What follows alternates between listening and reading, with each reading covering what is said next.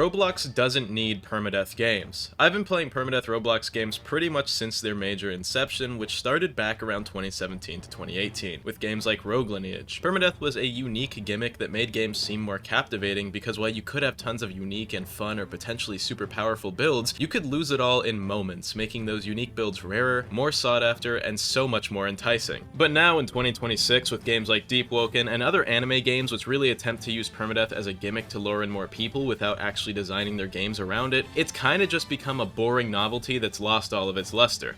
In today's video, I want to talk about permadeath Roblox games, how they started, why they were enticing to begin with, and why they're no longer that captivating, and why Roblox really doesn't need any more permadeath games or games with permanent progression loss. I'll be live at twitch.tv/Reaconteur 20 minutes after this video goes up, so check me out over there once you're done with this video, and let's get straight into it. Currently, the most popular permadeath game on Roblox is Deepwoken, but it wasn't the first to popularize this format. The first popular permadeath game on Roblox was actually Rogue Lineage, which came out before Deepwoken by the same development team and owners over at Monad Studios. Rogue Lineage was a wildly captivating game. It had extremely hard, borderline unfair progression. Honestly, not even borderline unfair. The progression in this game was unfair, and honestly, I think it still is. It was inspired by a lot of different anime and media without directly ripping them, making it pretty widely appealing to a wide variety of fans of different sources. It has a captivating variety of classes, which all have completely unique playstyles, so anyone can find something that they like. The game has long-term grindable artifact legendary items,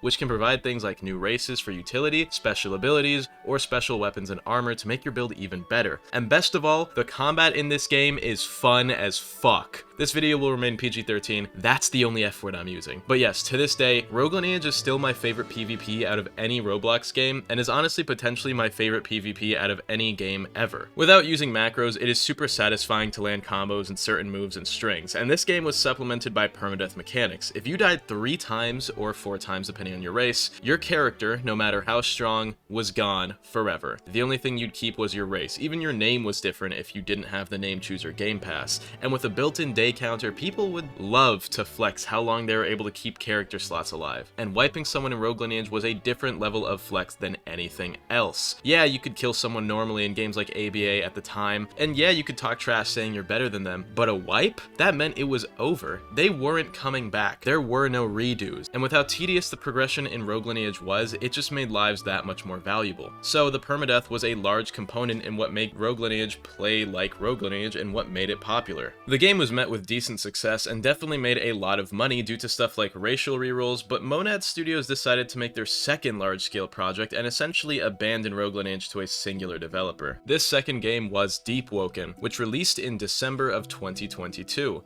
Deepwoken was also permadeath, but it was very different. The game was more forgiving, and over time it's only become even more forgiving. You'd be able to bank items in-game without needing another account like you had to in Rogue Lineage, allowing you to keep all your items safe and pretty much impenetrable because there was no chance of somebody killing your bank all as you spawned in. You'd be able to pass items down to your future characters. You could even get permanent progression buffs through echoes, which would make it easier to progress or give you a head start over time. But it wasn't only the progression that got more forgiving. Deepwoken as a whole started to get way easier, with rarer items becoming much more common. Enchants used to be 0.1% chance drops. In exchange, they were super powerful. First, the enchants were nerfed to a fraction of their initial power, then they were made extremely common in comparison. You won't see anyone without an enchant on a complete build in Deepwoken anymore, and then the permanent death is also much more forgiving because you need to die in the depths before you're finally wiped. And at that, Layer 2 acts as a pseudo safety net that you can always jump into in case you get attacked by players. But if the captivity behind Rogue Lineage was extreme difficulty in progression and the rare items you could have in combination with that scarcity, then what was so captivating about Deepwoken's permadeath? Well, honestly, not that much. Rogue Lineage permadeath definitely wasn't for everyone, and although you could restore lives, it was a huge part of the game. Getting wiped in Deepwoken is more so just an inconvenience that annoys you, because comparatively, Deepwoken is super easy. A good way of looking at these games is the video game difficulty spectrum of unforgiving versus technically difficult. A game like Dark Souls or Elden Ring or Sekiro,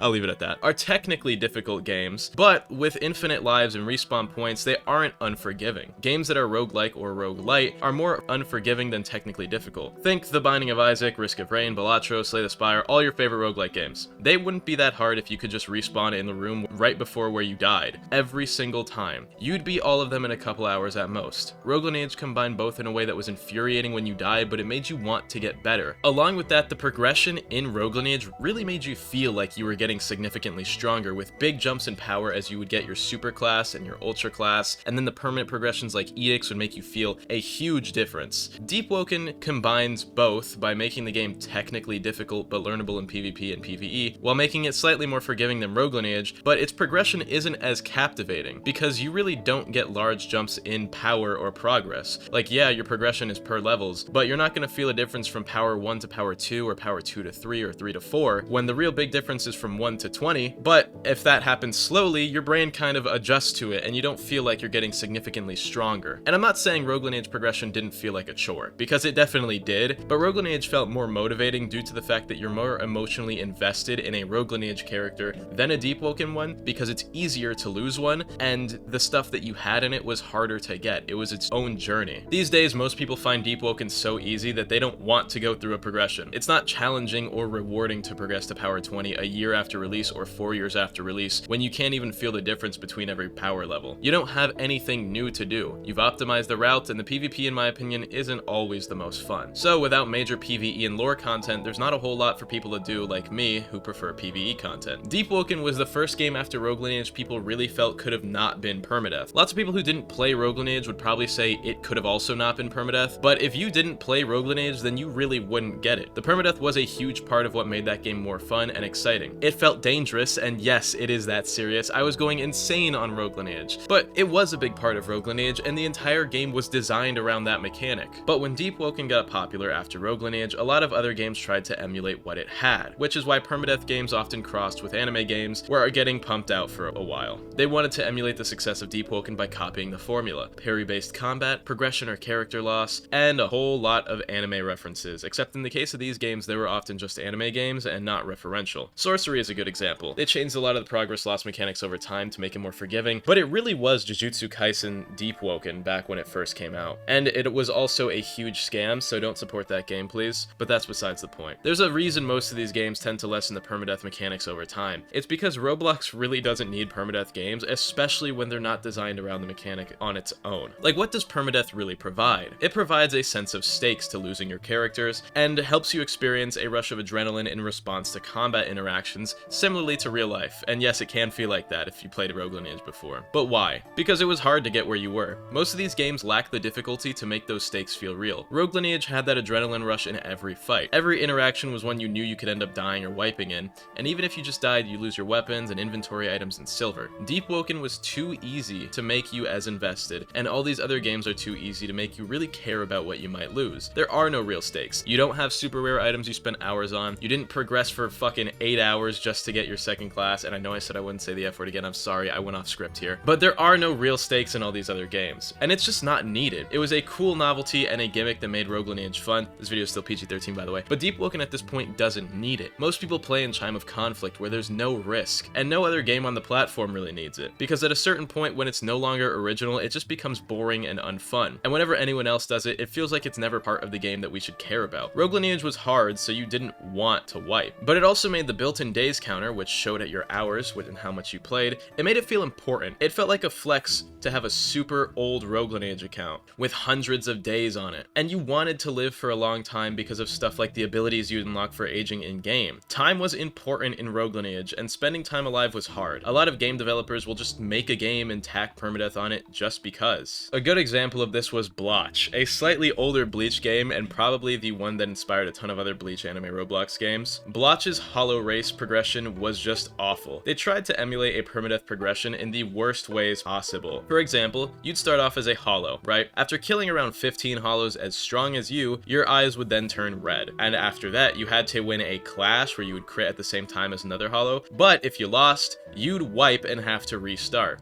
And the hard part about this was that there really weren't a lot of hollow spawns, so finding the 15 hollows you needed to kill could take like an hour. Then after you finally won this clash, you'd turn into a big black Menos, and your entire goal as a Menos to progress into the next stage of hollow was literally just to stay alive for an hour. If you did, cool, but you're big, slow, weak, an easy enemy to spot, and if you didn't survive for an hour, you'd get wiped. And by the way, you are a very large source of experience for other people. Do you see the problems with this progression? It doesn't feel rewarding because you're not even doing it for a super late progression stage reward or a big jump in power. This is the beginning of the game, and on top of that, it doesn't need to be like this in the slightest. It doesn't feel rewarding rewarding because you're not even done with it after all the dumb stuff, and it feels like it was added on for the sake of difficulty and progress loss so they could just put the hardcore warning into the game's description. This game didn't need progress loss. It wasn't made with the mechanic in mind, it was just thrown on in the end. At the very least, Deepwoken was made with permadeath in mind. The game's just changed over time in a way where that's no longer as important to the identity of the game as it was at one point. Overall, Roblox games really don't need permadeath most of the time, if ever. Like a vast majority of the time. Can it work? Yeah. If your game is designed around the mechanic entirely, like Rogue Lineage was, then I think it can be a big part of it that is kind of part of the core identity of the game. But you shouldn't just throw permadeath onto any game and expect it to be better or more captivating because of that. Because chances are, it's just going to look like you're trying to artificially inflate your game's playtime by making it artificially harder by just adding progress loss. Even like VV Ultimatum, for example, there's no reason for them to have progress loss on death. Like, I don't understand why I'm losing experience towards the next level, and then I just lose it because I died. That's stupid. Like, that didn't need to be in the game. It just feels like it makes things take longer because if you're trying a new boss, you'll be dying a lot, and I think that's stupid, and that sucks. But that's not on the worst end of things in games that have done this. Anyway, I hope you guys enjoyed. Make sure to subscribe and shout out to my YouTube members of tier 2 or higher: Philip, Fun Guns, Broccoli, Akiosugi Kuni, Black Soul Wolf, Delusional Mo, Abridged Gauther, Crypto, Zerksky, and Drizzy Drake Fan. I did that off the top of my head, so the ordering was weird, but that should be everyone. I love you all. I'll try and have a song cover out for you within the next week. If you're a YouTube member of any tier, you can listen to all my song covers. And regardless, have an amazing day, and goodbye.